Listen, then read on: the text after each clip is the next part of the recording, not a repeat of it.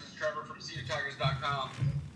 Tech has a couple of new coordinators. I guess you're pretty familiar with Kevin Scherer. He played at Alabama and was at GA there when you coached at Alabama. What kind of a coach is he? He's a good one. I actually was one of his. He was a walk-on tight end for me before he became a coach. But he's an outstanding coach. He's worked on both sides. Most of his career he's been a defensive guy. I used to recruit his school when he was coaching high school ball, and then he's had a great career and was in the pros I guess the last couple of years. But done a good job. I mean I guess it's been about 4 games now. They're 3-1 in those games and are getting better each week. And then really, I don't know the offensive coordinator, but very impressed with him. They've done a great job, really good job. I mean, one of the top scoring offenses and 200, really hard to do. Very creative, and he's done a great job of getting the ball to their playmakers. You know, those guys. I mean, you're going to have to stop them because they're going to create touches.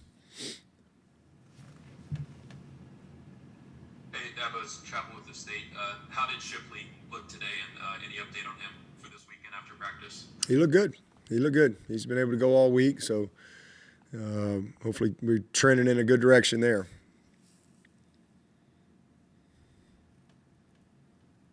Hey, Dabo, this is Grace, man, from Clemson Rivals. What's been your assessment of Devontae Capehart as he continued to grow throughout the year? I think he had 1 or 2 big tackle for losses in the first half against Notre Dame.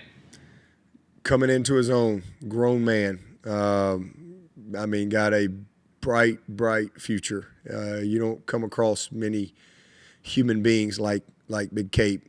He's just putting it together. He's figuring it out. Nick's done a great job with him, and he's going to be a great one. He's going to be a great one. He's explosive. He's learned how to use his body. He's really learned the game, and he's, like I said, he got a lot of great days ahead of him. If good Lord keeps that kid healthy, he got a bright future. Everybody's looking for guys like him. Hey, Coach, it's Trevor again. St. Janis, he's always been a good blocker, but the last couple games he's made good plays in the passing game. How nice is it to have him kind of step up to combine with what Jake has been able to do? It's been good. I mean, he's made some timely plays for sure, and just kind of adding to his game. He's always been able to make plays. Just hasn't had quite as much opportunity, but he certainly has made some big ones here down the stretch for us and huge blocks. I think he had 5 key blocks for us last week. So very physical. Again, a great leader for us. Tough, strong. He's a guy that's really impacted our team in a positive way this year. Hey, Coach, it's David. I hope you can hear me. Just checking on Justin Maskell. Is he still trending in the right direction? Has he been able to get out and practice? Yeah, he's been able to practice as well, and so same thing. Hopefully no setbacks. We can continue to move forward, but he's doing good.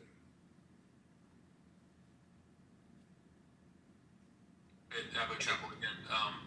You've talked a lot about the starting 5 against Notre Dame offensive line and how much you like their performance.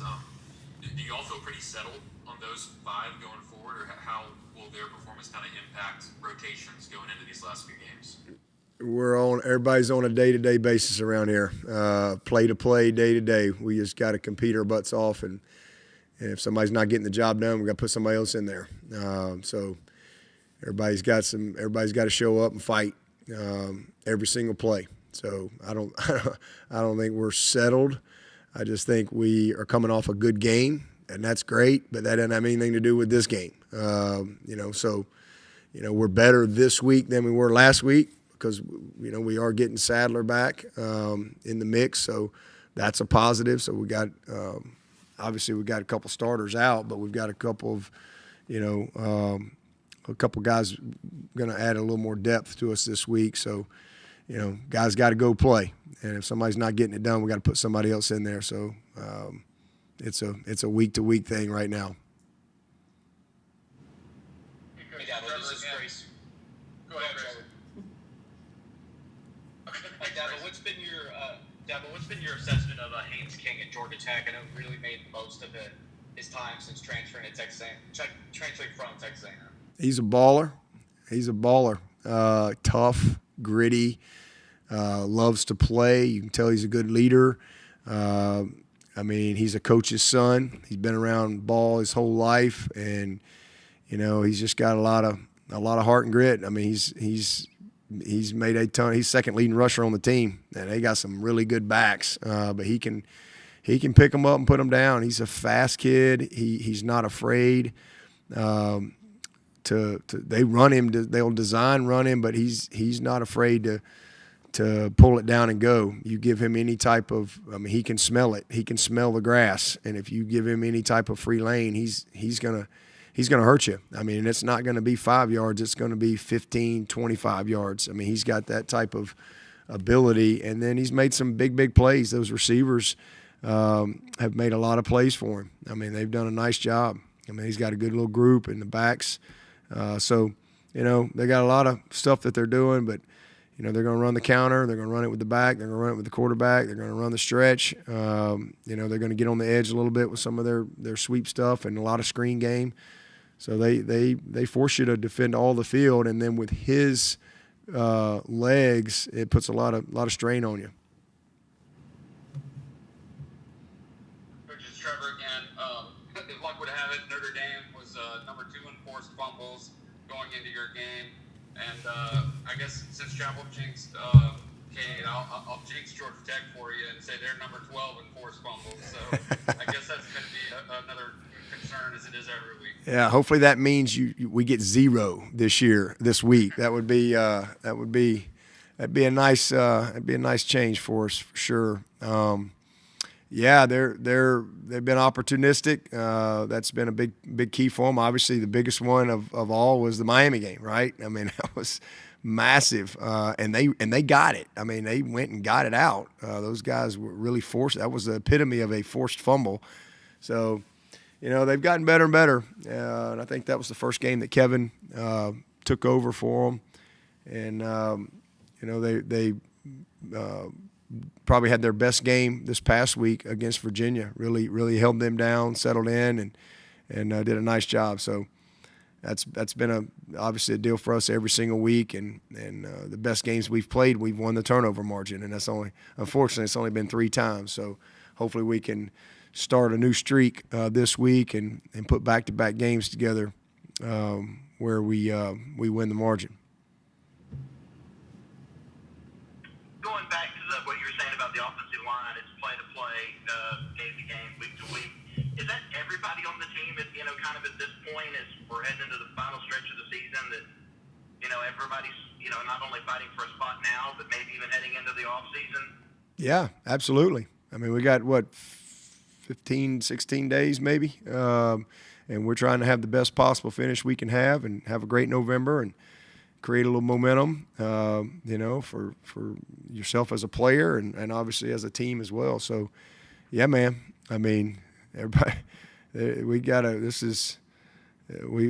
don't have any mulligans. Nobody's got any. We got to fight our tails off to try to find a way to win the play. And if we can stack enough plays, hopefully we can win the game.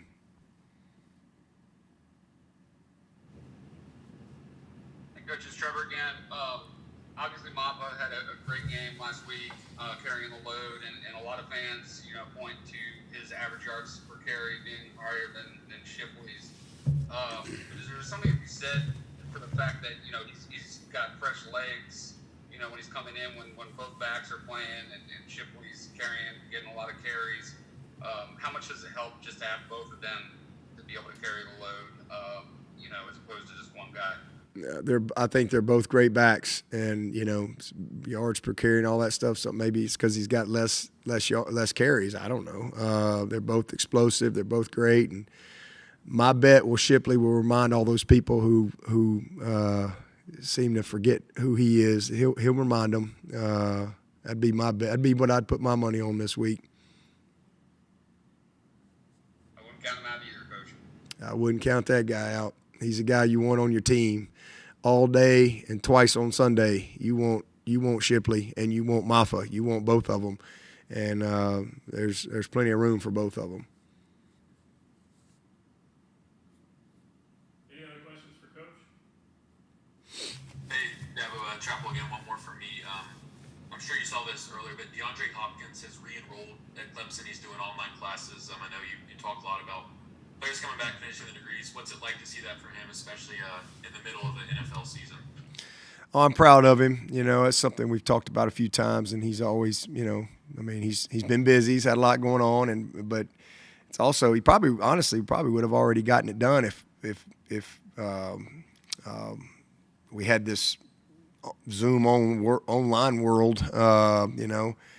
He's an old man now, right? So he's been around. He's been gone a long time. He could have probably knocked it out, but the online stuff wasn't quite as available and as ready as it is now. So, that's just kind of a positive that I guess came from COVID, is it created some opportunity like that for some guys, and so I'm proud of him, and I know he'll finish. And I think Mackenzie Alexander, he's coming back in January. He'll be back, going to be here this spring and next year finishing up. So I'm really excited about that. And TJ Green's here now, finishing up, and James Davis is here now. And, it's awesome for those guys to be, at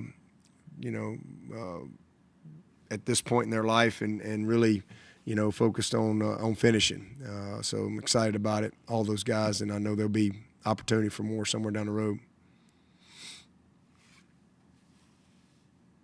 Hey, Dabo, this is just Grayson, man.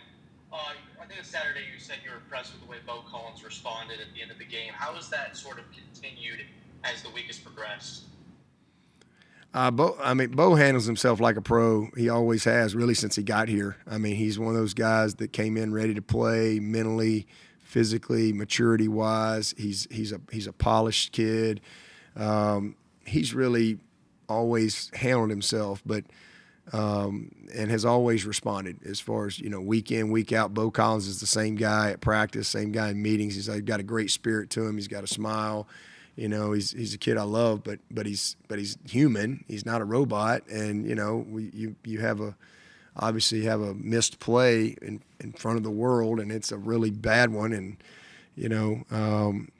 then you got to come right back, and he makes a great play on third down for us, and had made a couple big plays before that too, but a great play on third down on a great release, a great route, and it was big. That was a huge play. The very next drive.